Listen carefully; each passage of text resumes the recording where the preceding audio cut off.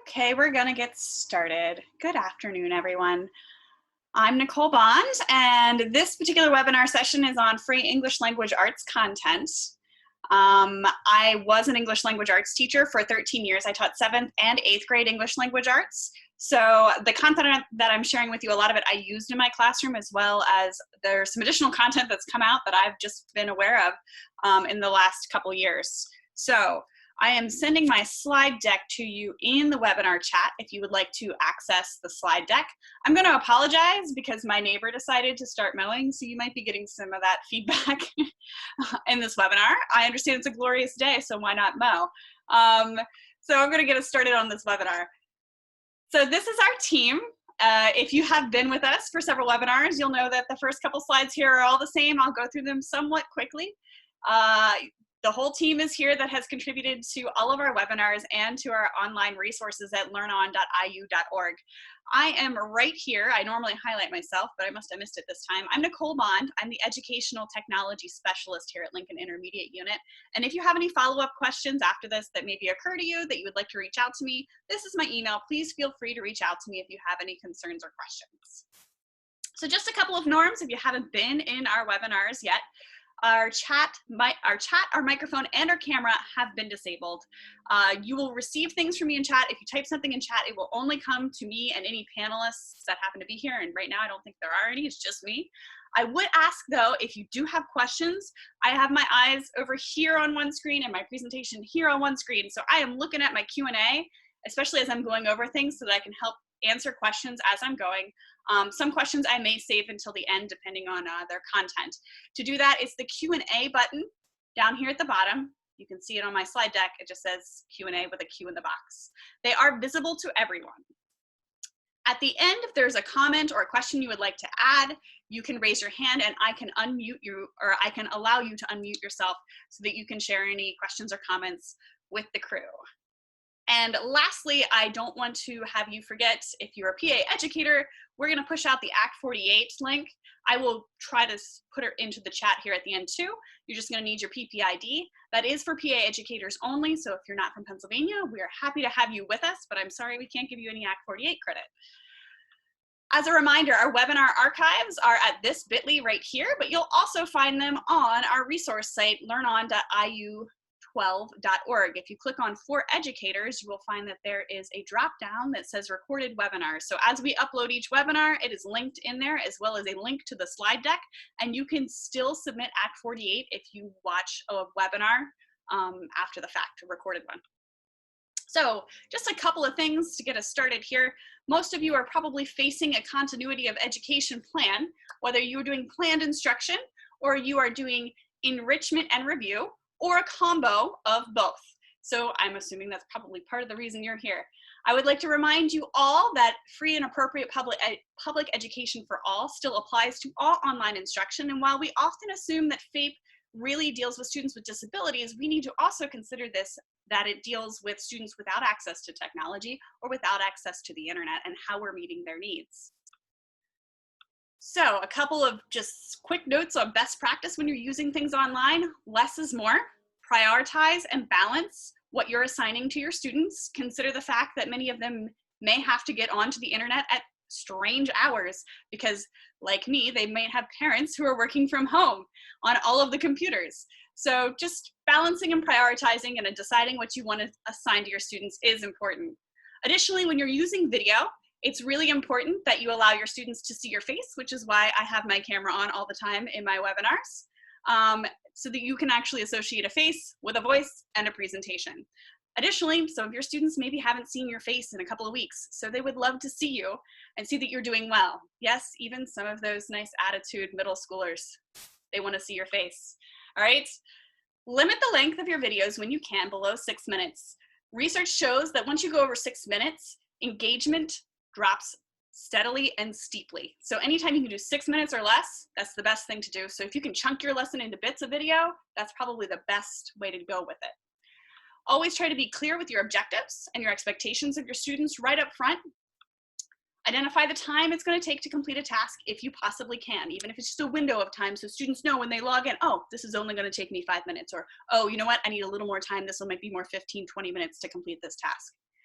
When possible, and I'm telling you this from experience with many, many friends who are parents as well as me, organize and sequence your instructions. If you can offer a checklist for parents, that is a fabulous resource. Then they know exactly what they need to be asking their student. Hey, did you do this? And did you do this? And did you do this? And they can check the boxes off. So anytime you can offer a checklist for the student and the parent, that's a great way to go. So some of our webinar outcomes, there's really only one. I want to show you any and all of the free online English content I can. Now that said, if you've been on our website, our free English language arts online content is a mile long. So what I'm going to try to do is highlight some of the heavy hitters that I know are free that you may want to use as a resource. I would like to remind you that this webinar is intended to be short. I tend to go over time, but I'm going to do my best to keep it within 20 to 30 minutes. If you need more information, sometimes you can go to the website where there are links and tutorials. I know that some of you have tech or instructional coaches that you can reach out to check. And please feel free to reach out to me. That's why I give you my email at the beginning. If you have a specific question or you want to know, hey, does this integrate with that? Or could you tell me more about something else? So always keep that in mind moving forward. So we're going to be talking about English language arts and the content having to do with English language arts. So I feel like it's really important for me to drop this note on copyright, only because I see a lot of educators not really certain if it's okay for them to read the storybook out loud and record it or not. Or can I scan the PDFs of the book? I own the book anyway, why not just scan it and then I can send it to my students? You really need to be mindful of copyright. Typically, you cannot scan PDFs of a book and send it out to your students. Typically, you cannot read a story and post it online for your students to view. Those are infringements upon copyright. That said, if you look down here at the bottom, I have a link here for you guys. Now I'm going to click this and it's going to take us out of full screen mode to our copyright considerations. And this is a link to several resources, including publishers' guidelines during COVID-19. I would suggest if this is something that you are looking at doing, whether it's reading out loud or sharing one of the books that you already have, that you definitely check this out. Make sure that you follow any protocols that the publishers have so that you're not infringing upon any copyrights. Now, I know some educators said, well, what if I just reach out to the author? The author doesn't really own the copyright, the publisher does. So that's really where we want to go. If you have copyright questions, I will be happy to answer them at the end here, if there's anything specifically you would like to talk about having to do with copyright.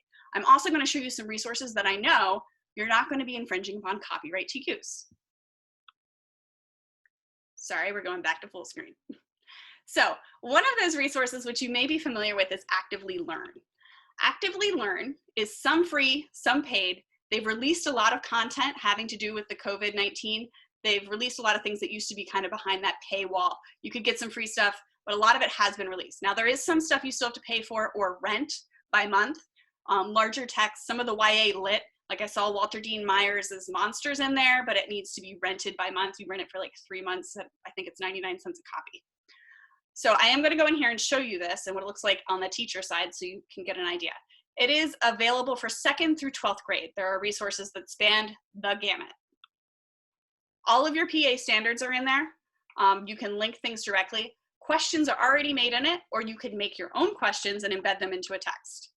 They have everything grouped by lexile levels, topics. You can find entire units, genres, subjects, text type. They have entire novels in there. And you can import your own text. So if you do have something that you definitely want to import in a PDF, you can import it and students can do their comments on it. It's also printable. So when we come back to that FAPE piece and getting assignments to students who maybe don't have the internet, that you can't send it that way, and you need to send a printed copy, you can print Actively Learn pieces and send them home.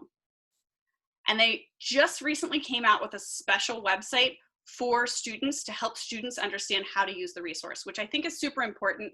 That's been my big caveat with this resource. If you're not already using it in your classroom, it might be a bit of a heavy lift for your students. So I just want to go in here so I can show you a little bit of what Actively Learn looks like. So I'll try not to go into full screen mode again, because I know that jumping is a bit much when you're in a Zoom. So we're loading Actively Learn. This is what it looks like. You'll notice they have plans and a catalog and a special link for remote learning. But I'm just going to sign us in.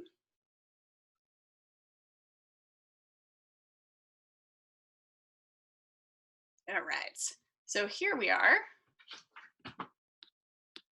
in Actively Learn. So this is what the dashboard looks like when you're in Actively Learn. Once you log in, it does have one of those nice little tutorials that pops up with boxes that say, here's where you're going to find this. Here's where you're going to find this. This is what you should do next. So I feel like it's very user-friendly on the teacher end from that perspective.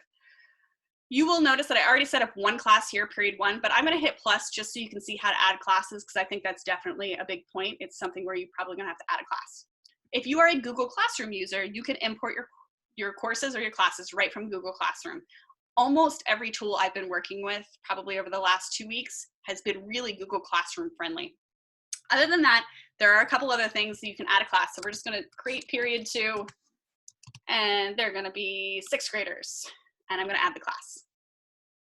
It brings me in here, and I can invite students with a class code.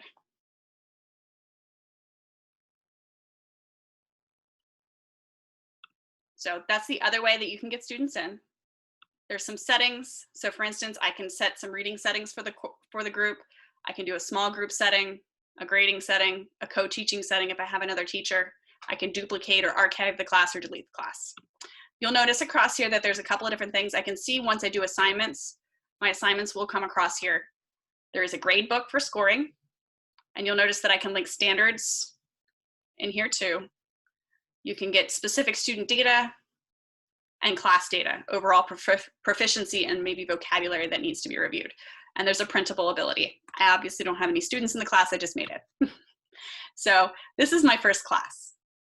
So if I go back to content, that's where you're going to find all of these resources. So they already pull up some high interest articles, some popular middle school assignments because I chose 6th grade, April's Poetry Month, positive texts, etc. So if you go into curriculum units, you'll find that they have entire units built from 6th grade through 12th grade, and then they have novel and play units. So one of the things you might want to think about is if there's a unit that you typically do, you might be able to find information about this. All right, Sharon, I see a question in the chat. If you link it with Google Classroom, will you need the code? You shouldn't. It should import your students directly in, and then when they go in, they'll just log in using their Google Classroom, their Google ID. Log right in. It's really smooth and effective if that's the way you choose to do it. Genres. So you can go by genre. You can go by theme. I was a big theme teacher myself when I was teaching, so these guys might be of help. News articles. You'll notice up here that you can go into all of the Lexile levels if you're looking for a particular Lexile level. You can find all the standards, and that's right, including the PA standards, which is always important to me. I feel like a lot of times everything's Common Core and it's hard to find those PA ELA standards, so it's exciting. But also, if you know other teachers who are looking for content for physical science, life science, earth and space science, elementary earth and space, it also has those NGSS, world history content, United States history. So while I'm showing it for ELA, if you know a teacher in another subject who's like, I don't know where I'm gonna find resources, please direct them here. All right, here's a question. Are there any quizzes embedded with the articles? That's exactly where I'm going, Lacey. All right, so what I'm gonna do is I'm gonna go into, let's go into period 1. So you'll see I have kind of 2. Why do our brains freak us out with scary dreams? That seems really exciting to me. So this assignment I've given to my period 1 class. And it says, you see all students' progress, time spent, vocab lookups, and more over here. Grade and give feedback in real time over here. See all student notes and participate in the class discussions here. I'm not going to go through that. What you'll see is that there's tons of questions already in here. Julie, I would say if you're using it with Schoology, you're going to have to use that class code, unless Schoology already has one of those kind of linked in. You know how Schoology and Canvas already partner. You can look and see if Schoology already has that kind of lift in it. I know that they sync sometimes with certain resources. Actively Learn's really, really popular, so it really wouldn't surprise me if they have some syncing already set up with Schoology. Otherwise, you're gonna have to use that class code with your classes and kind of set them up, say, go here, use this class code, log in, set up an account, and that sort of thing. So what I'm showing you is what it looks like on the grading end. So you can see, but you can't see all the questions. So what I'm gonna do is gonna back out into here. back into content. So you can see what it looks like before I assign it. And we're just going to take kindness. So this is what this looks like before I assign it. You'll notice assignment directions. As you read, ask yourself, extra help text summary, before reading, during reading, after reading. And it starts with a poll question. When was the last time you were kind to someone? So I hope I was kind to someone today, kind of thing. And the poll questions are shared with all of their classmates. So that makes it really nice and easy. You'll notice they've got the question, the DOK, and this one they have Common Core standards. I think I can go in and set it for PA. And these are all the questions that are already in there. I see a question from Lacey in chat now. Are there any quizzes embedded with the articles? Yeah, I answered that one, okay. So you'll see how these quizzes are, the questions are embedded, but I can also go over here to customize, which I think is the most important feature for me. Like if I don't like this question, I can delete it out. My kids don't have to answer it. If I'm like, I don't have time for poll questions, this is all about time right now and I'm prioritizing and I'm deleting it, that's fine. I might want to keep it because it's a nice social emotional piece where the kids can see each other's polled responses when they're all doing the assignment, but I might not. I can also go and do this. So what you see me doing is I highlighted some of the text, and that's where I can add my own comments and my own connections. So for me as an ELA teacher, what I would do is personalize it. This is where I would go in and add my own anecdotes or be like, remember that time in class that this happened? If it was an article where I could reference something that we talked about before. I can insert a note, I can insert a question, I can insert a link, or I can completely white it out. So if you think there are parts of the article that you're like, this isn't necessary and I don't want my students to read it, you can white it out so it disappears. So if I insert a question, you'll notice I can select my standard, multiple choice, poll. Like I can ask a poll and have the students all share each other's and see. I can have a short answer where I want them to type things in. I can select multiple choice and select a standard. So you see here, I can change my standard set. Oh, look, there we go. I should have switched, it says CC. Oh, I guess I have to do that update. Maybe they've already linked it. So you get the idea kind of in here. It looks like these are probably already PA standards. So after I add my own questions and decide what else I'd like to add or change. So these are my ideas for me. The students will not see this. I can hit assign and I can assign it to my classes. So if I select period 1, assign, I can send it to students directly into Google Classroom, or I can copy the link to my clipboard and paste it wherever I need to paste it for them to go in. So that's just kind of a quick once over of Actively Learn. You'll notice I can set text settings over here. I have share options, authoring options, notes. So I can share it with a co-author, send a copy to colleagues. I can mark it as a quiz if I want. I can remove by section. And I can print the text. So if you're looking to print,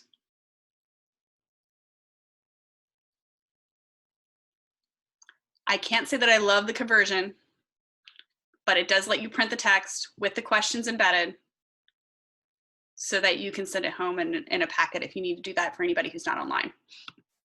Okay, so this is Actively Learn. What I'm going to do is go out of it. Are there any more questions with Actively Learn? I'm just going to take a quick pause here because we're already 20 minutes in this webinar and I've shown you one of many resources. All right, I'm backing us out. Next, I used this one a lot when I was an ELA teacher, and it's called CommonLit. They have some specific digital features that they're highlighting for remote learning, including a webinar this Tuesday.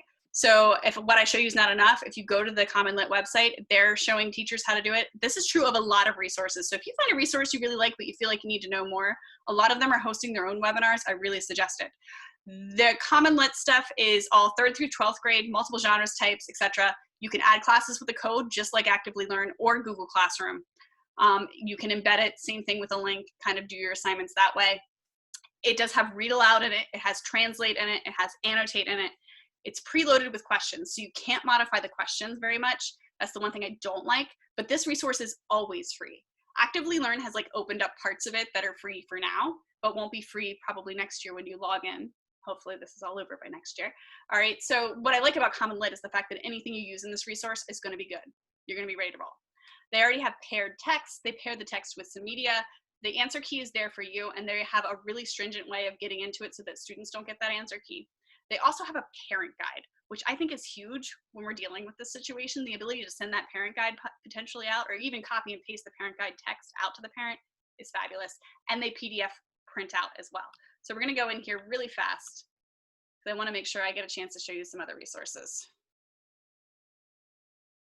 So this is CommonLit. It's always free.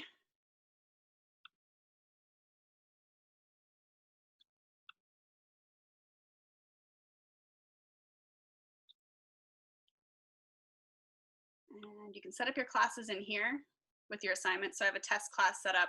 You can see student performance, you can create some favorites, and you can manage your classes in here. So I'm just gonna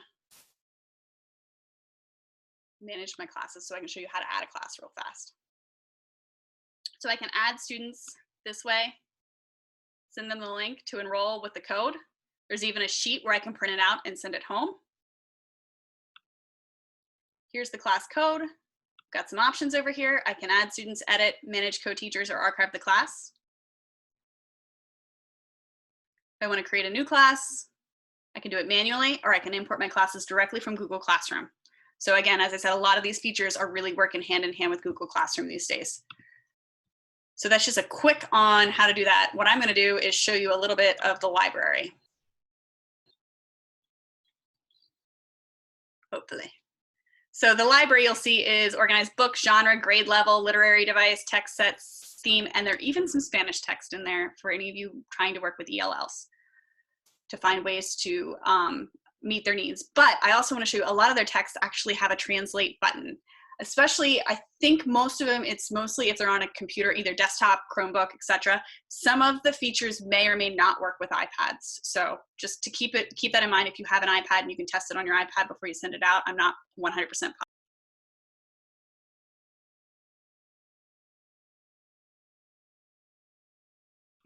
Well, that's the first time that happened.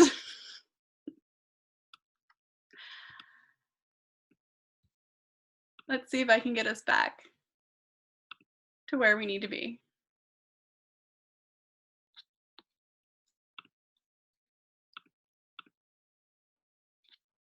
All right. I don't know how much of me you guys missed and where my internet and Zoom decided to kick me off. So this is my featured content in CommonLit. So my guess is probably when I clicked on library is when it bit it. And I apologize. I think we're all definitely experiencing that situation these days.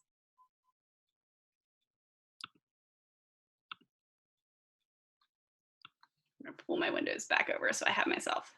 All right, so you missed about a minute's worth. Awesome, Max. I'm hoping you guys saw me click on content, so I'm just gonna show you the content really fast. You can pretty much look for any article. Notice they have the Spanish articles here. These are just the featured content, but I like the fact that you can kind of click around in the library. I like the genre. Text sets are nice because they're usually around a specific piece. You'll notice there's a lot of history stuff that are in this one too. So the history pieces are great. Like you hit the Great Depression. So if you're working with a history teacher, again, who's looking for material, I'm probably going to show that. Yes, you will be able to access my slides for this webinar. I put it into the chat before when we started, but it's also on the recorded webinar section of the site. So I'm going to they also have text book pairings, texts that pair up with a book. So if maybe you were reading a book and you're not going to finish reading the book, but you want some texts that are similar, that's an option too. I'm just going to go into, let's go into a grade level.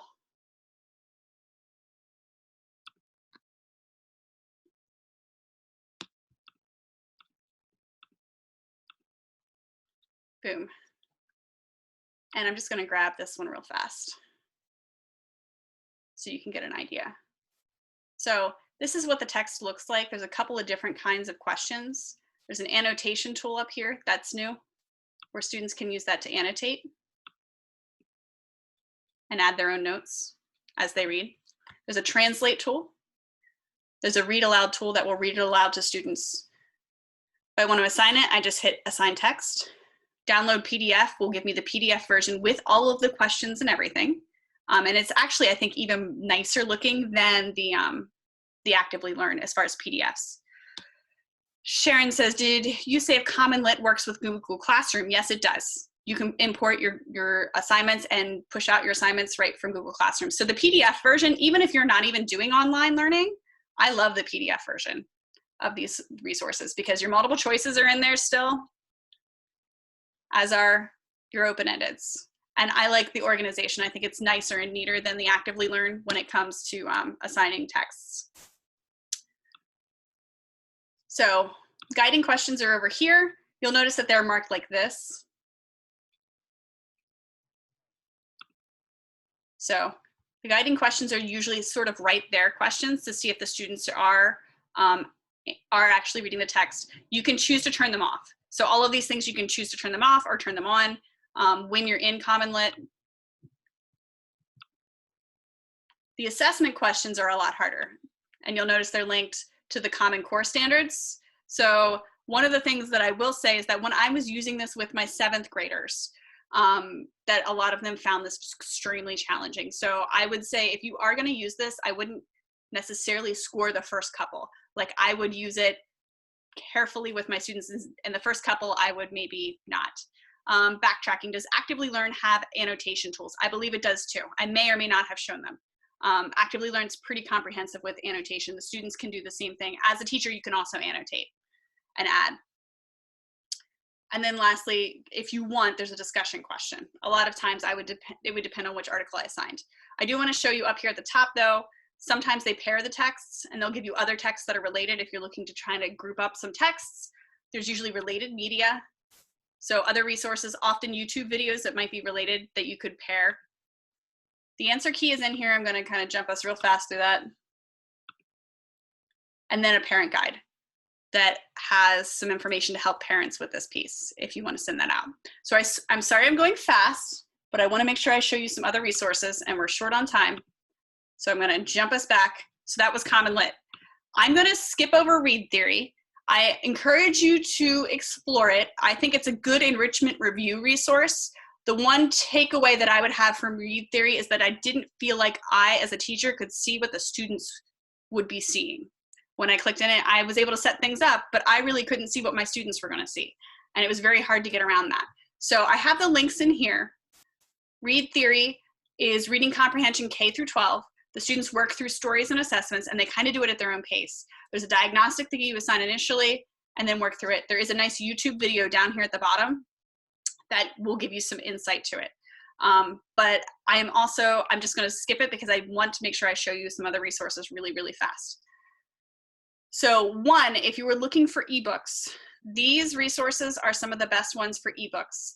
Get Epic has gone free remote student access. So if there was a book that you were reading or you're planning on reading or you would like your students to read, that's a great resource. Open eBooks is good too. Project Gutenberg has plenty of books as well. Literature Project, Literature Network, and the American Literature website here.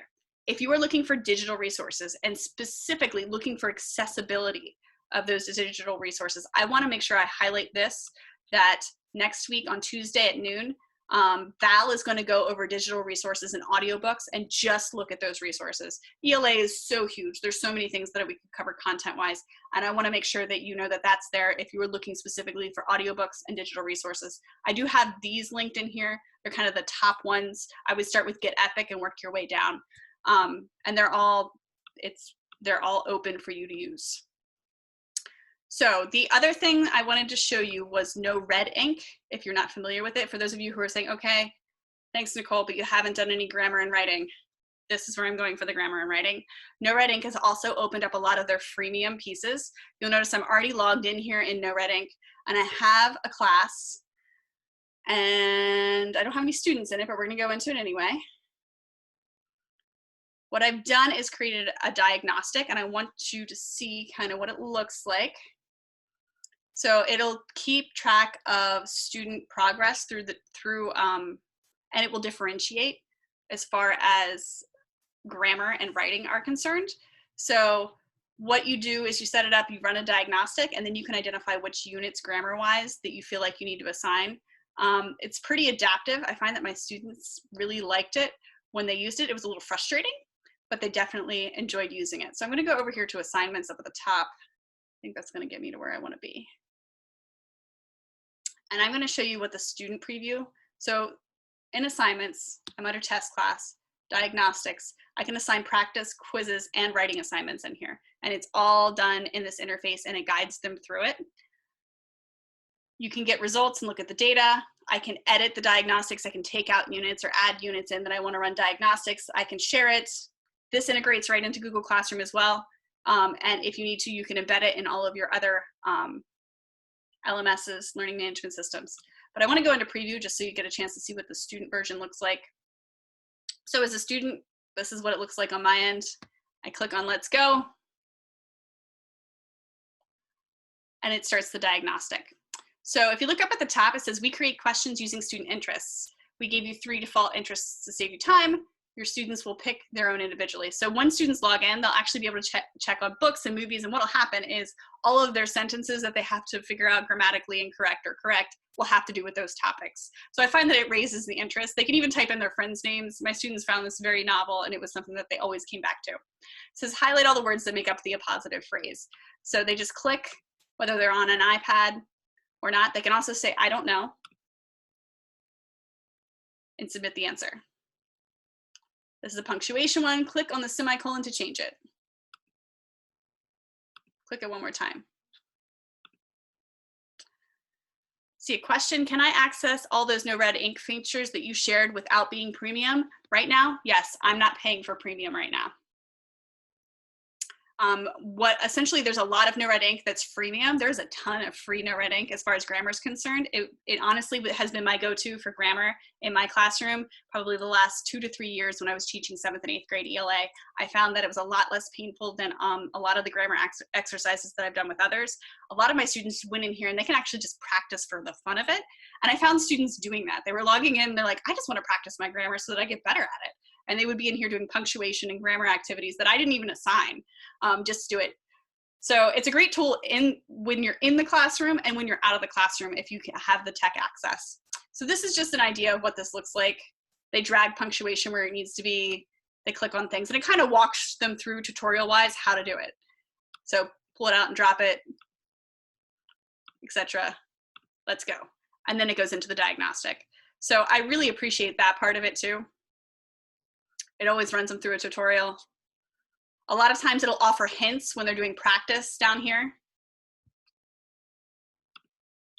So I see, do these diagnostics work through 12th grade? Absolutely, yes, they do. I will say they only start at 5th grade though. So if you're looking at going below 5th grade, I'm not sure how much material you're gonna find in here. It specifically targets 5th through 12th. So that gets your question there, Cynthia, too.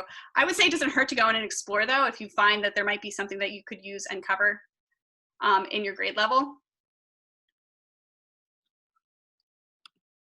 So I think that might be under curriculum. You'll have to forgive me. It's been a little while. So I can also go into the curriculum library and pull things by topics if I want. You'll notice there's even writing, which is kind of exciting. You can do quick writes and guided writes. Now, a lot of this is under lockdown, typically during the year, and it will go under lockdown after this entire situation is over. But right now, to have it open for students to be able to write in here is kind of nice. And the great thing is anything you do in here, they are allowing you to preview. So like if you assign it, you're not sure, or you're not ready to assign it, you just want to see what it looks like from the student end first, you can go in and do it yourself under preview, which I think a lot of things don't do, and that's kind of sad. So you'll notice that grade level wise, they do have K through 3 in here. So if you wanted, you could do it. Everything I've read says we really target, you'll notice there's no, they have added PA standards. That's fabulous. So you'll notice it starts at 3 for PA. They target 5th grade, but I'm just telling you the 3rd through 4th is in here too. It's pretty easy to set up a class. I want to see if I can go in and do that really fast for you too. If I can get back to my homepage.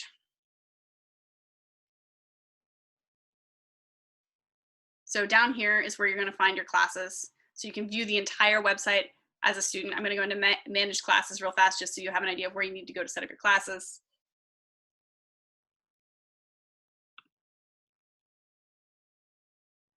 They ask you what grades they're in.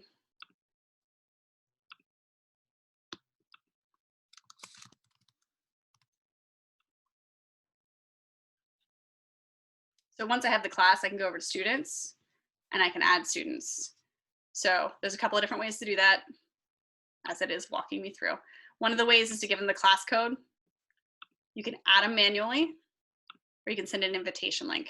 I think what I did is I sent this invitation link to my Google Classroom as an announcement or as an assignment and had them all log in that way. So I sent it to each individual class, and that's how I had them do it. Bridget, would you recommend this as an enrichment tool or an instructional tool? I used it both ways. I think you can use it as an enrichment tool and just have the students do a couple of different pieces, but I also used it as an instructional tool.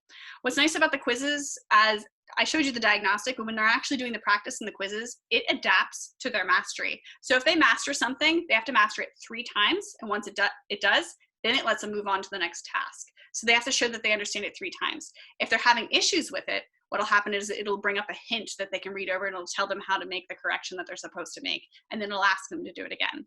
So it can be a little frustrating for some of our learners who want that like immediate, oh, I got it now, but they have to show it 3 times. So I feel like that eliminates the whole lucky guess that sometimes happens when students go to put a comment in the right place or what have you. So that's NoRedInk in a nutshell. I'm sorry that I don't have more time to share all of my tools with you, but I will tell you that this slide deck full of tools is out there. For those of you, especially working with the littles, I do want to highlight the Scholastic Learn at Home page. There's tons of printables there as well, and it goes all the way up through 9th grade with some of those printables. Something to think about if you're looking at switching it up. Podcasts, I've got links in here for a couple of podcasts if you're looking for podcast resources. Additionally, I don't know if you're on social media, but I cannot tell you enough about how being on social media has changed how I look at a lot of the technology we use in our ELA classroom. If you are a Facebook member, all of these different Facebook groups are full of people right now in the same boat as everybody else trying to troubleshoot and offer suggestions and ideas. So that secondary ELA group was where I found CommonLit a couple of years ago, where I found NoRedInk a couple of years ago. So a lot of these teachers are already troubleshooting or have already troubleshot the exact problem that you're looking at, or already have the answers. So if you're not somebody who does social media, even if you just kind of join a group and lurk, they have a lot of great resources, and you can even search your Facebook groups for content. And lastly, we have tons of free content also listed on our website. So if you go to our free content resources on our website here,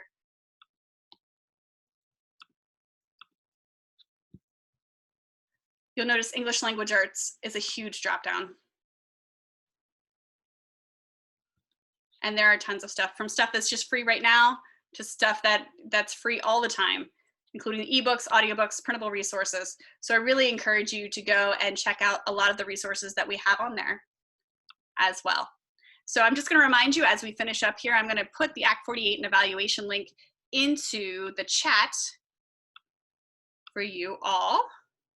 I appreciate the evaluation, and I appreciate you taking the time to come to this webinar on ELA content. Again, please do not hesitate to reach out to me if you have any questions. ELA is really my wheelhouse. It's where I come from. So I would be more than willing to walk you through or help you find resources if you're looking for a specific resource and you can't find it.